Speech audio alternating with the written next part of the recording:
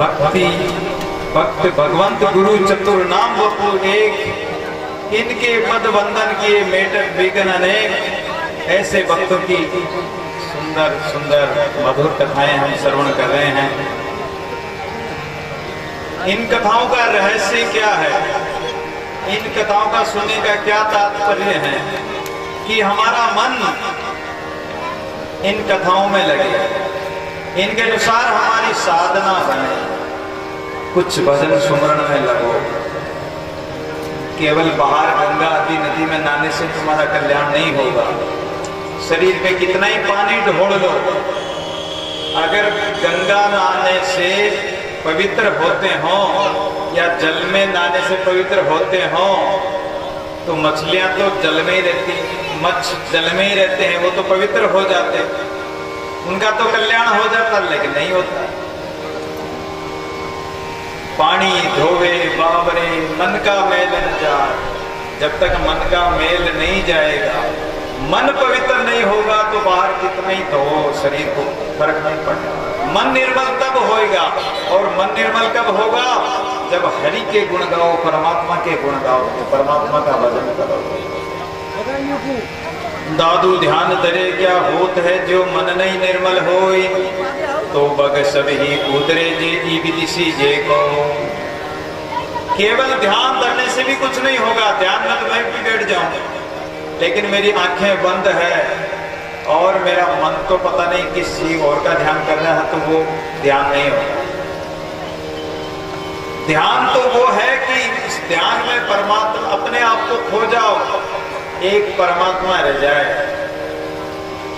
ऐसे तो बगुला होता है ना, बगुला, सफेद बगुला, आपने देखा होगा तराई, छोटी मोटी तराई में बगुला क्या करता है, एक टांग पर बैठा रहता है, खड़ा रहता है, सफेद जग बगुला,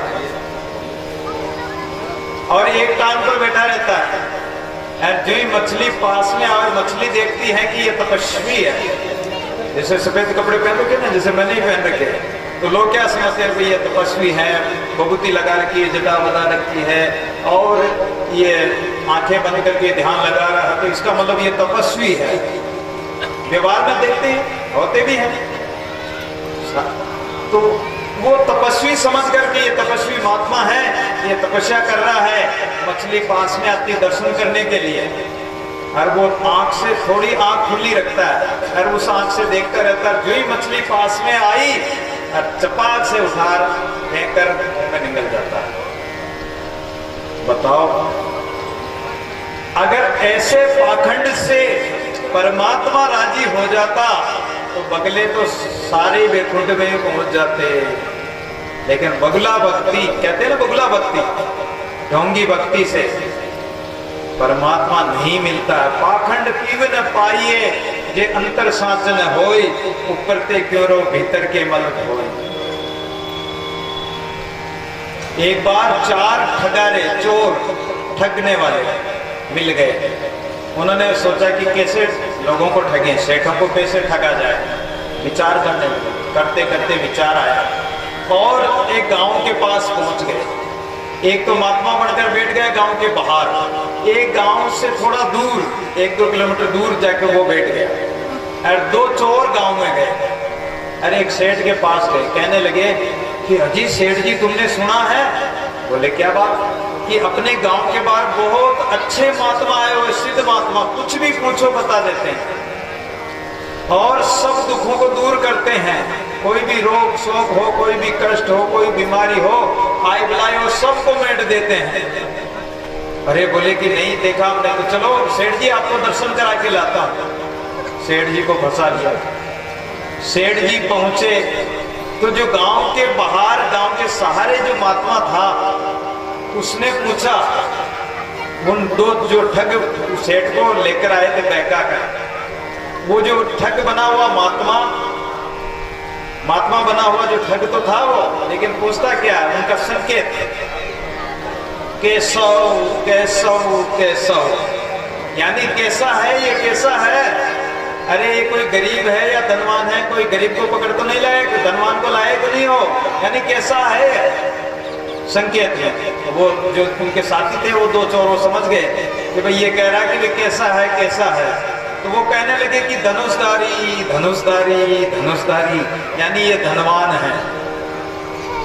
उनकी भाषा देखो, भगवान का नाम ले रहे हैं और उसकी आड़ में ठगने की विद्या कर रहे हैं। धनुषधारी, भगवान राम है ना धनुषधारी, ऐसे धनुषधारी यानी ये धनवान है, धनवान है। तो वो महात्मा क्या बोला कि वनमाली, वनमाली यानी इसको वन में ले जाओ, जंगल में ले जाओ, इसको जंगल में ले जाकर लूटना। अब वो जंगल के महात्मा के पास गए, तो वो महात्मा के पास ले गए, तो वो महात्मा ने इशारा किया कि भाई ये कैसा है। बोले कि चिंता मत करो, धनेक धनेक धनेक। तो वो सेठ ने सोचा, वो जैनी था, तो ये सब महात्मा अपने अपने इष्ट का नाम ले रहे हैं, कोई धनुषधारी, कोई केशव का नाम, कोई धनेक, तो मैं भी मेरे इष्ट का नाम लूं, महावीर का नाम लूं, जान राय जान राय जान राय जान राय। तो वो ठगों ने सोचा कि ये तो जान गया, अपने भेद को, अपने कपट को जान गया। बस इतना कहते ही वो ठग भाग छूटे कि अरे भागो भागो, ये जान गया जान गया, और वो बच गया। पर ऐसी ठग विद्या से, ऐसे कपट से परमात्मा नहीं मिलता है। एक बार क्या हुआ कि एक मिन्नी थी वो बिल्ली, तो बिल्ली ने क्या किया कि बिल्ली चूहे खा जाती, तो बेचारे चूहे जो बिल के बाहर ही नहीं निकलते, तो उसने सोचा कि ये चूहों को एक बड़ा चूहा है, इस चूहे ने इन सब चूहों को बहका दिया, इसलिए मेरे डर से ये बाहर नहीं निकलते।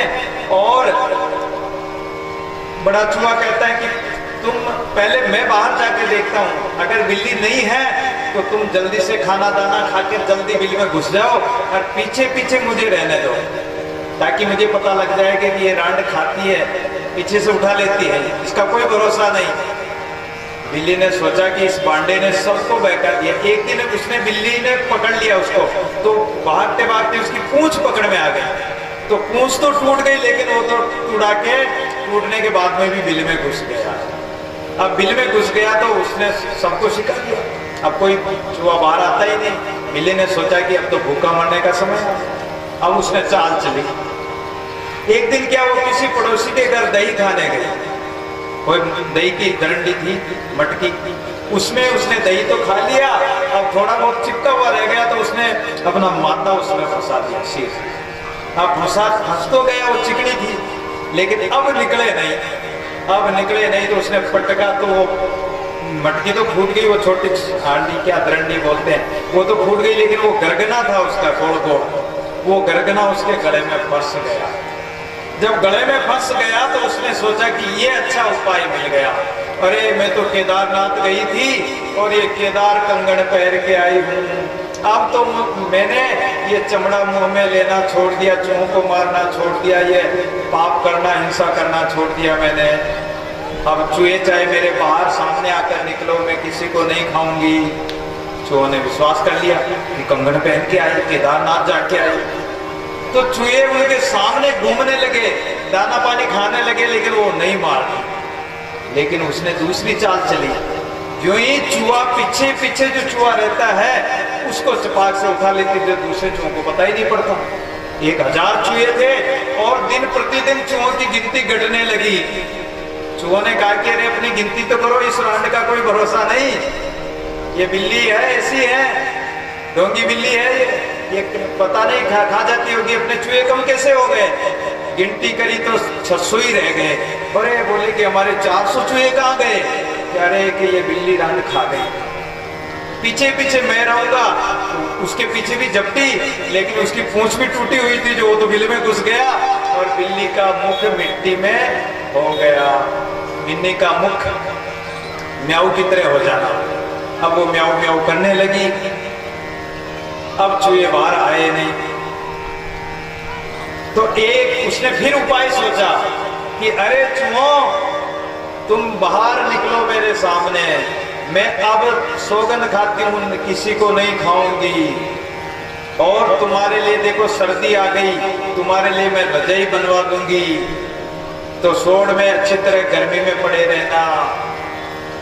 तो एक चूहा, वो बांडा चूहा बोला कि तुम खुद तो उगाड़ी फिरती है और हमारे लिए रजाई कहां से बनाएगी। तो ऐसे पाखंड से परमात्मा नहीं मिलने वाला है। ऐसे पाखंड से तो पाप ही मिलेगा, काल ही मिलेगा। इसलिए जीवन में कभी पाखंड मत करो। पर पाखंड, परपन, झूठ, कपट, ये छल छिद्र करने से, ऐसा ध्यान करने से, माला फेरते हो, ध्यान भी लगाते हो, पूजा पाठ भी करते हो, मंदिर भी जाते हो, और अगर दिल में कपट है, धोखाधड़ी है, विश्वासघात है, मोहे कपट छल छिद्र न भावा, निर्मल मन जन सो मोहि पावा। जिसका निर्मल अंतःकरण होगा, पवित्र अंतःकरण होगा, वही परमात्मा को प्राप्त कर सकता, परमात्मा के दरबार में उसका प्रवेश हो सकता है, वरना नरक में जाएगा, 84 में जाएगा। इसलिए कभी भी इस प्रकार का पाप न करें और भगवान की भक्ति करें।